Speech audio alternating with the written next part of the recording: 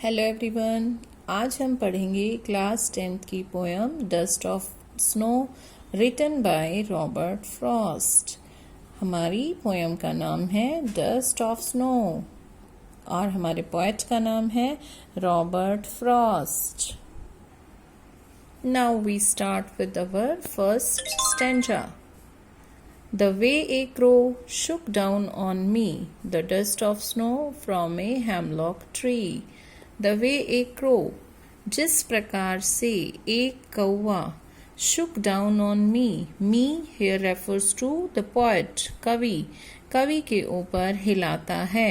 The dust of snow, snow के छोटे छोटे और फाइन पार्टिकल्स, बर्फ के छोटे छोटे कण या हम कह सकते हैं सुंदर सुंदर particles, from a hemlock tree. Hemlock tree धतूरे का पेड़ होता है और धतूरे के पेड़ के नीचे हमारे पोएट जो हैं वो खड़े हैं और जो कौवा है वो उसके ऊपर बैठा है. जो पोएट हैं वो कहीं अपने काम से जा रहे हैं, लेकिन रास्ते में बर्फ़ गिरनी शुरू हो जाती है और बर्फ़ की मात्रा ज़्यादा होने के कारण उन्हें हेमलॉक ट्री दिखाई देता है जिसके नीचे वो खड़े हो जाते हैं. यानी हमारा जो क्वेश्चन राइज होता है यहाँ पर वो ये है कि हमारे कवि पोएट कहाँ पर खड़े हैं. The poet is standing under the hemlock tree. And where is the crow? The crow was sitting on a branch of tree. और वो branch of tree, जो tree है हमारा वो कौन सा है? Hemlock tree. और जो crow है वो क्या करता है? वो shook down, हिलाता है. किसको? हेमलॉक ट्री को, जिससे पोएट के ऊपर क्या गिरता है? Dust of snow. और डस्ट ऑफ स्नो से आपका क्या मतलब है? Fine particles of snow. Now we read second stanza. Has given my heart a change of mood and saved some part of a day I had rude.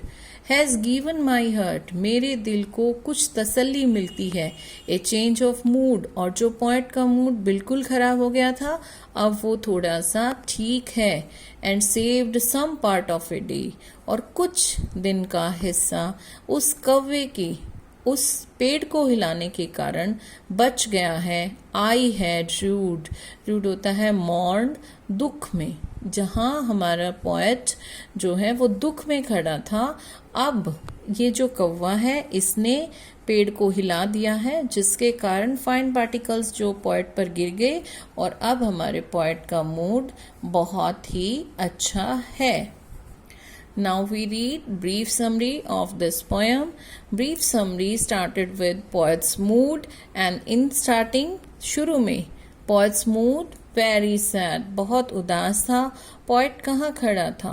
Standing under a hemlock tree. Weather, मौसम. जब हम poem ये पढ़ रहे हैं तो उसमें मौसम किस प्रकार का है?